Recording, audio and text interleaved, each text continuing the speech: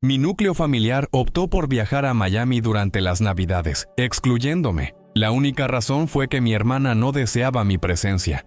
En esa misma jornada, ella y su cónyuge se encontraron con una novedad inesperada. Se les desalojó de mi propiedad. Actualmente me contactan insistentemente. Me llamo Mateo, cuento con 29 años, y desde que tengo uso de razón, he permanecido bajo la influencia de mi hermana mayor. Ella tiene 32 años y, para mis progenitores, siempre ha sido la figura central, la que jamás comete errores, la merecedora de todo. Yo, por el contrario, soy el elemento prescindible, aquel que debe requerir un esfuerzo duplicado para obtener siquiera una mirada fugaz. No es que me profesen odio, pero siempre he percibido que no me ajusto a sus proyectos vitales.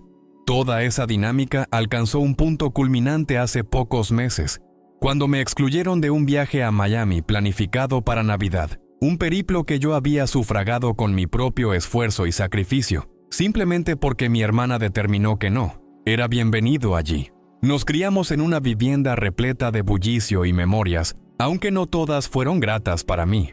Mi hermana era quien obtenía las calificaciones sobresalientes, la que acumulaba los galardones, aquella de la que mis padres ostentaban en cada encuentro social. Es tan diligente, comentaba mi madre. Tendrá un gran futuro, añadía mi padre. Yo no era un mal estudiante, pero jamás alcancé sus expectativas. Si presentaba una buena nota, me decían «correcto», y rápidamente cambiaban el tema hacia ella. Si realizaba algo adecuadamente, siempre existía una objeción subyacente. «Mateo, eso está adecuado, sin embargo, observa el logro de tu hermana». Con el transcurso de los años, asimilé la necesidad de guardar silencio, de moderar mis expectativas, pero nunca cesé en mi empeño. Hace un año mi abuelo falleció. Era la única persona que parecía percibirme realmente. En su compañía experimentaba una sensación de valía. Me impartía conocimientos, me prestaba atención, me aseguraba que yo poseía un don particular. A su muerte dejó una misiva y unos documentos que me designaban propietario de su casa, la misma residencia en la que transcurrió nuestra infancia. Mis padres se habían trasladado a un apartamento de menores dimensiones y mi hermana, junto a su esposo y su hija de 4 años, se estableció en ella sin abonar cantidad alguna. Nadie me comunicó nada al respecto, y yo opté por no mencionarlo. Supuse que se trataba de una especie de convenio entre parientes, que todos estaban al tanto de que la casa era de mi propiedad, pero deseaba evitar conflictos. Así que les permití residir allí mientras yo alquilaba una modesta vivienda cercana a mi lugar de trabajo. El año anterior, en septiembre, mi mamá me contactó telefónicamente. «Mateo, este año deseamos organizar una celebración particular para Navidad. Viajaremos a Miami todos, tu papá, tu hermana, su esposo, su hija y nosotros. ¿Te sumas al plan?» Sentí gran entusiasmo. No disponía de muchos recursos económicos, pero acepté la propuesta. Trabajé horas adicionales, acumulé cada céntimo, y para noviembre ya había sufragado mi porción correspondiente. El vuelo, mi habitación en el hotel, todo. Me sentía satisfecho. Por primera vez, percibía que iba a integrarme en un proyecto conjunto con ellos. No obstante, fue entonces cuando la situación se desmoronó. Una semana antes del viaje, mi papá me llamó. «Mateo, ha surgido un inconveniente. Tu hermana comenta que el viaje resultaría mejor si tuviera un carácter más íntimo. Prefiere que no asistas». Permanecí en silencio sosteniendo el teléfono, sintiendo cómo la respiración se me cortaba. «¿En qué fallé?», pregunté. «En nada, hijo. Es solo que ella desea que sea algo sereno y menciona que tú, en ocasiones, tiendes a generar dificultades». No podía dar crédito a sus palabras. «¿Complico las cosas?». «Aboné la totalidad, papá». «Eso no cuenta», suspiró él. Y añadió: «Lamento la situación, hijo. La resolución está tomada». Finalicé la llamada abruptamente. Esa noche pasé la noche en vela. Me senté en mi sofá, contemplando la pared, reflexionando sobre todos los años que había tolerado mi posición secundaria, las ocasiones en que mi hermana me observaba como si yo fuera un obstáculo, las veces que mis padres la respaldaban sin ni siquiera prestarme atención. Y ahora, esto. Me apartaban de un viaje que yo había financiado, solo porque ella no me quería allí. Fue como si una parte de mi interior se fracturara. No suplicaría su aprobación, pero tampoco permanecería en silencio. Al día siguiente, adopté una resolución. La casa del abuelo me pertenecía, según los documentos que él dejó. Mi hermana y su esposo llevaban meses residiendo allí sin coste alguno, sin consultar, sin aportar. Pensaban que pertenecía al colectivo familiar, pero no era así, era de mi propiedad exclusiva. Contacté a un especialista en cerrajería, sustituí las cerraduras y les deposité un aviso escrito en la puerta. Disponen de 7 días para retirar sus pertenencias. Esta casa es mía y su presencia ya no es grata. No fue una acción sencilla. Mis manos vibraban mientras la ejecutaba, pero sentía que era la acción adecuada. Por primera vez iba a establecer una frontera. El día que partieron hacia Miami, yo me encontraba en la casa del abuelo, verificando que todo se encontrara correcto. Regresaron anticipadamente porque mi sobrina contrajo una dolencia y encontraron los dispositivos de cierre renovados. Mi hermana me llamó iracunda. ¿Cuál fue tu acción, Mateo? ¿Nos abandonaste a nuestra suerte? Le respondí con serenidad. No, simplemente recuperé mi propiedad. Ustedes me excluyeron de su periplo, así que yo los desalojé de mi vivienda.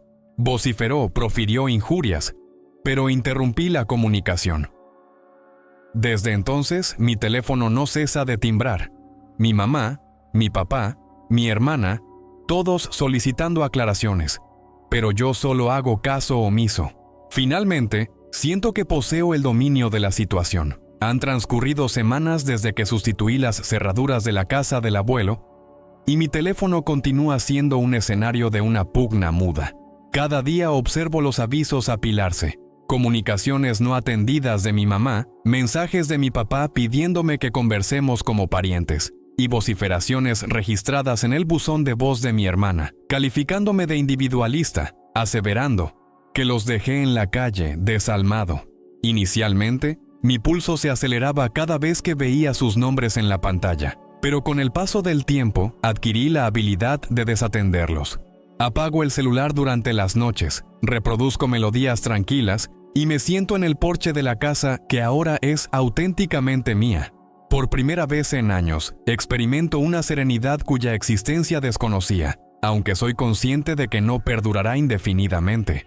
Mi hermana y su esposo se trasladaron al domicilio de mis progenitores, al apartamento pequeño que poseen. No es asunto mío. Ellos dieron por sentado que la casa del abuelo era de todos, pero nunca consultaron. Yo no se lo comuniqué previamente porque evitaba las disputas, porque constantemente transigía para eludir el drama. Sin embargo, cuando me excluyeron del viaje a Miami, algo cambió en mí. No fue solo el dinero que perdí, que no era una cantidad menor, sino la señal implícita. No formaba parte de su círculo familiar, al menos no según su perspectiva. Por consiguiente, determiné que si no me deseaban en sus planes, tampoco los quería yo en los míos. La casa constituía mi herencia, mi derecho, y ya era momento de reivindicar algo propio. Los primeros días después de desalojarlos fueron extraños. Deambulaba por las habitaciones observando las huellas de su estancia allí. Una ilustración de mi sobrina adherida en el refrigerador. Un asiento que su esposo había reparado. Un vegetal que mi hermana había colocado en la ventana. No sentía odio, solo una especie de melancolía hueca. No deseché todo de inmediato. Conservé la ilustración en una caja. Dejé el asiento donde estaba y trasladé el vegetal al patio. Paulatinamente comencé a personalizar la vivienda. Adquirí un sofá nuevo. Apliqué pintura azul claro a una pared. Coloqué mis objetos personales en los estantes. Cada modificación me hacía sentir que estaba asumiendo las riendas, algo que nunca había experimentado con ellos. El silencio no duró mucho. Una mañana, mientras tomaba café, resonó el llamador. Era mi mamá. Estaba sola, con la mirada enrojecida y una talega con pan en la mano, como si ese gesto fuera a subsanar la situación. «Mateo, por favor, dialoguemos», dijo. La dejé pasar, no por deseo, sino porque no quería increparla en la puerta. Se sentó en la cocina e inició su discurso. «Tu acción fue severa. Tu hermana se encuentra devastada. Su hija no comprende por qué no pueden regresar. Somos un núcleo familiar, hijo. Esto es improcedente. La atendí sin interponer palabra. Cuando concluyó, le respondí con tranquilidad. Mamá, vosotros me excluisteis de un viaje que yo pagué. Mi hermana decidió que no me quería allí, y vosotros la secundasteis. ¿Eso es aceptable en una familia? Guardó silencio mirando la mesa. No sucedió de esa manera, murmuró. Sí ocurrió, afirmé. ¿Y ahora que he tomado algo para mí, resulto ser el villano? Las cosas no operan de ese modo. No hubo gritos. Ella intentó convencerme un rato más, aduciendo que mi hermana atravesaba una etapa complicada, que requerían un plazo. ¿Y yo qué?, pregunté. ¿En qué momento se consideró mi situación? No respondió. Se levantó, dejó el pan sobre la mesa y se marchó. Cerré la puerta y me quedé observando la bolsa, preguntándome por qué pensaban que un detalle menor podía eliminar lo ocurrido. Una semana después, recibí una misiva formal. Mi hermana iniciaba acciones legales contra mí. Alegaba que la casa era un legado del clan, que yo carecía de potestad para desalojarlos, que estaba ejerciendo un abuso de autoridad. Leí el documento y sentí una carcajada áspera. ¿Poder? ¿Yo? Ella detentó siempre la autoridad y ahora pretendía arrebatarme el único bien que me pertenecía. Llamé a mi abogado ese mismo día. Es un conocido de mis años universitarios, un individuo formal que siempre me recomendó que custodiara celosamente los documentos del abuelo. Le relaté los pormenores: el viaje, las cerraduras, la demanda. Sereno, Mateo, me dijo. Si posees el documento donde tu abuelo te lega la casa, carecen de fundamento. Te pertenece legalmente. Le envié una copia por correo y me comunicó que dispondría lo necesario para el juicio. Esto no durará ni 60 minutos, aseguró. Me sentí tranquilizado pero inquieto. Sabía que el litigio marcaría la conclusión de una etapa, aunque no estaba seguro de cuál. Los días previos al juicio fueron extraños. Mi sueño no era completamente reparador, no por temor, sino por la percepción de una inminente explosión. Mi hermana cesó sus vociferaciones y comenzó a enviar textos extensos, expresando que lamentaba lo ocurrido, que era posible encontrar una solución. No respondí. Desconfiaba de sus afirmaciones. Siempre actuó así, solicitando disculpas únicamente por conveniencia. Intenté conservarme activo. Acudí al trabajo, conversé con amigos, realicé reparaciones en la casa. Pero cada cierto tiempo miraba el teléfono y veía sus esfuerzos por comunicarse conmigo. Los ignoré todos. Arribó la fecha del litigio. Me puse una prenda de vestir apropiada, tomé los papeles y me dirigí a la sede judicial con mi abogado. El ambiente resultaba gélido, con paredes grises y un aroma a documentos antiguos. Mi familia estaba allí. Mi hermana, su esposo, mis progenitores. Se sentaron en el extremo opuesto del recinto, y por un instante nuestras miradas coincidieron. Mi hermana me miró con una mezcla de ira y ruego, pero desvié la mirada. El magistrado hizo su ingreso, un hombre mayor con anteojos de considerable grosor, e inició el proceso.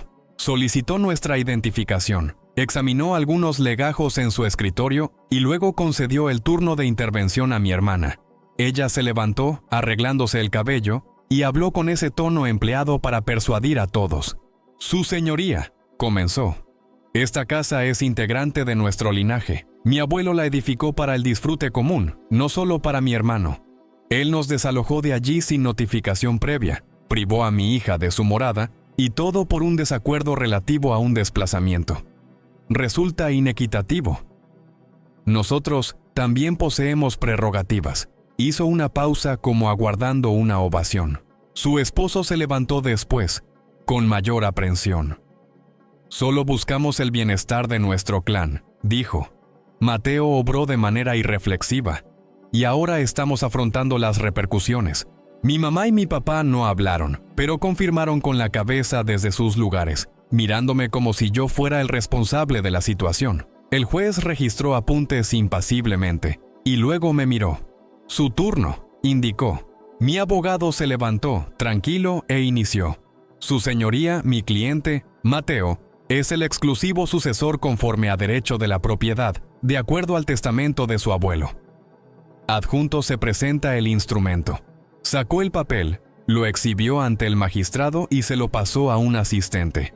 Carece de vaguedad. La casa fue legada a su persona, y él tiene toda la facultad de determinar quién reside allí. La parte actora carece de fundamento jurídico para efectuar reclamación alguna. Se sentó, y yo permanecí callado, aguardando. El juez examinó el instrumento con parsimonia, revisándolo superficialmente mientras la sala estaba en silencio. Mi hermana se movía en su asiento, nerviosa, y susurró algo a su esposo. El juez levantó la vista y preguntó: ¿La demandante posee algún elemento probatorio de que la propiedad le pertenece? ¿O de que existe un convenio entre parientes que refute este documento? Mi hermana habló rápido. Carezco de documentación, pero era de conocimiento general que la casa era de la familia. Mi abuelo jamás habría deseado esta situación. El juez la interrumpió. ¿Dispone de algún elemento tangible? ¿Una disposición testamentaria? ¿Un pacto? Ella movió la cabeza negativamente y su tono se fragmentó. No, pero es una iniquidad. Él nos dejó en la calle. El juez volvió al documento, dio lectura en voz audible a una parte. Lego mi residencia en la calle principal 45 a mi nieto Mateo, para su uso y disfrute personal. Miró a mi hermana y dijo: ante la ausencia de pruebas refutatorias, la demanda carece de mérito. Ella intentó hablar de nuevo. Pero mi hija no puede hacerle esto a su sobrina. El juez alzó una mano en señal de detención. Esto no versa sobre sentimientos, sino sobre normativa legal. Si no hay más pruebas, concluimos en este punto. Miró a mi abogado. ¿Alguna cuestión adicional? Mi abogado negó con la cabeza. Negativo, su señoría. El instrumento es autoevidente. Hubo una pausa prolongada. El juez anotó alguna observación, recolocó sus anteojos y dijo: la demanda es rechazada. El bien inmueble corresponde al demandado, Mateo. Fin de la vista. Hizo sonar el mazo y el sonido retumbó en el recinto. El rostro de mi hermana palideció intensamente, sus manos cerradas con fuerza. Su esposo colocó una mano sobre su hombro, pero ella la rechazó. Mis padres se miraron, perplejos, sin comprender la razón de su derrota. Yo me levanté, recogí mis cosas y salí con mi abogado. No sentí triunfo, solo desahogo. La casa era mía y era inalienable. Salí del tribunal con el eco de las pisadas de mi abogado resonando a mi lado y la carga de la quietud de mi familia detrás.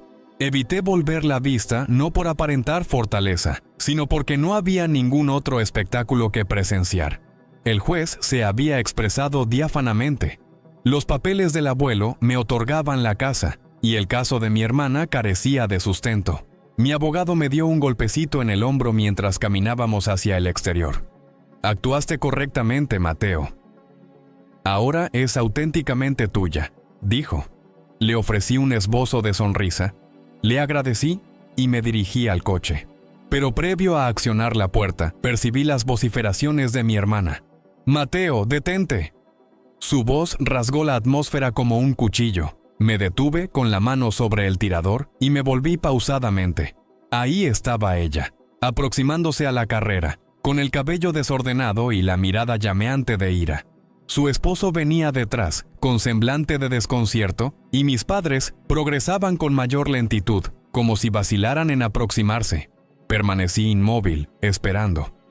Llegó hasta mí y se colocó justo delante, con respiración agitada. «Esto es incorrecto», empezó, con la voz vibrante de cólera. «¿De qué modo fuiste capaz de hacerle esto a tu mismo clan? ¿Sacarnos de la casa del abuelo como si fuésemos desechos? Careces de sentimientos». La miré con calma, sin esa premura que habitualmente experimentaba antes de justificarme o excusarme. «No», aseveré con determinación. «No lo saqué como basura. Reivindiqué mi propiedad. El abuelo me legó la vivienda a mí, no a ti, no a todos.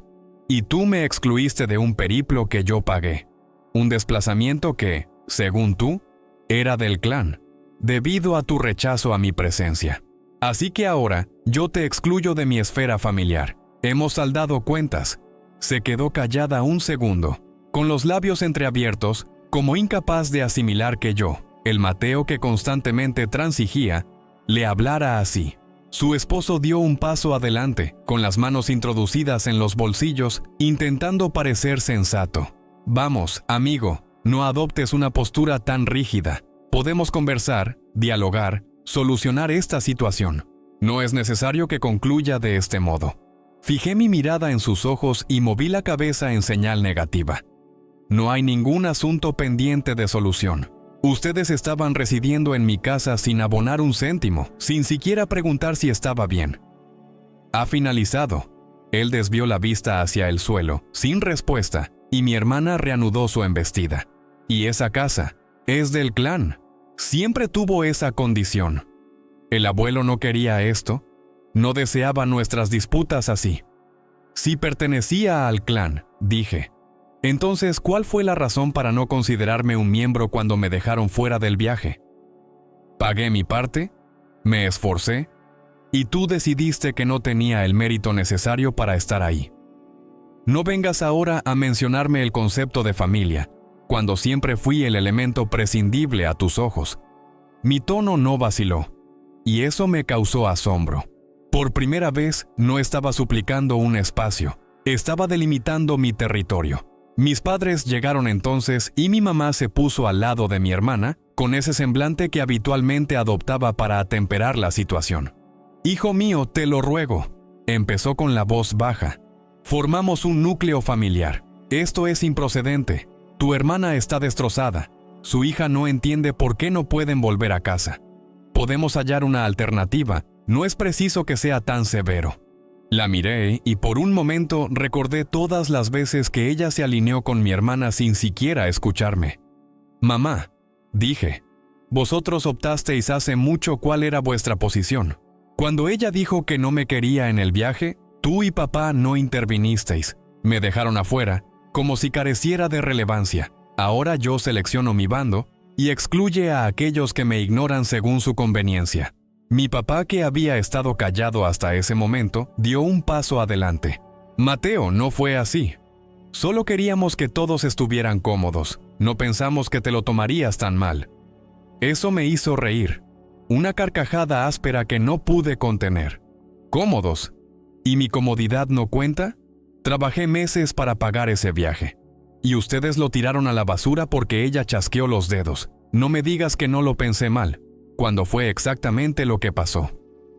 Mi hermana cruzó los brazos, mirándome como si yo fuera el villano de su historia. «Siempre haces lo mismo, Mateo. Te victimizas, haces un drama de todo. Solo queríamos una Navidad tranquila, y tú lo convertiste en esto». La miré fijo, sin parpadear. «No, tú lo convertiste en esto. Tú decidiste que yo no encajaba en tu Navidad perfecta. Y ahora que he tomado algo para mí, ¿soy el malo? Siempre fui el segundo para ti, el que tenía que callarse y seguirte la corriente. Se terminó». Mi mamá intentó de nuevo con las manos juntas como si rezara. «Hijo, piensa en tu sobrina. Ella te quiere. No entiende nada de esto. ¿No te importa?». Eso me dolió, porque sí me importaba. Mi sobrina era lo único puro en todo este desastre, pero no iba a dejar que usaran eso contra mí. «Me importa», dije, «pero no voy a ceder solo porque la pongas en el medio. Tú y ella me sacaron de su familia primero. Esto es lo que pasa después». Mi papá elevó el tono, una reacción inusual en su persona. «Basta, Mateo. Somos tus progenitores. Merecemos consideración. No puedes tratarnos como si fuésemos invisibles». Lo miré y por un segundo sentí el lastre de todas esas anualidades siendo el que inclinaba la cerviz. «La consideración se adquiere», dije, «y vosotros la dilapidasteis al abandonarme a mi suerte. Carezco de deudas para con vosotros». Silencio. Nadie añadió comentario alguno. Mi hermana frunció los labios, su esposo miró el piso, y mis padres se quedaron ahí, semejantes a esculturas. Me subí al auto, clausuré el acceso y puse en marcha el vehículo. Evité observar por el espejo posterior. Cuando llegué a la casa, lancé las llaves en la mesa y me senté en el sofá. La quietud era densa pero no desagradable. Me pertenecía. Reflexioné sobre mi sobrina un rato, en cómo desearía encontrarme con ella algún día, pero no en este momento, no mientras mi hermana siguiera empleando sus tácticas. Por primera vez, no experimentaba remordimiento ni temor.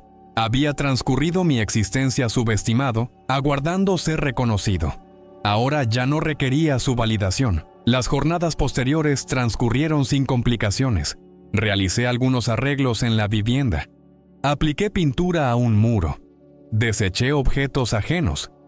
No necesitaba ocupar el ambiente con estruendo o proyectos ambiciosos. Solo quería permanecer allí serenamente. Mi teléfono disminuyó la frecuencia de las llamadas y cuando sonaba lo desatendía. No se trataba de resentimiento, sino de emancipación. Tras un largo periodo de tolerancia, finalmente sentía que lograba inhalar libremente, que mi existencia me pertenecía en exclusiva y a nadie más.